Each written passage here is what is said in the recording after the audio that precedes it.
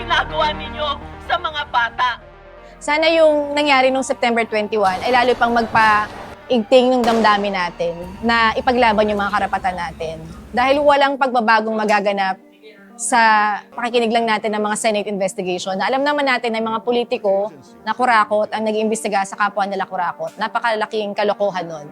Ang pagbabago at pagpapanagot ay nakasalalay sa taong bayan. Kaya dapat sa mga susunod na araw, mas malawak pa, mas madami pa ang mapadalo natin sa ating mga pagkilos, manawagan tayo ng hustisya at pananagutan.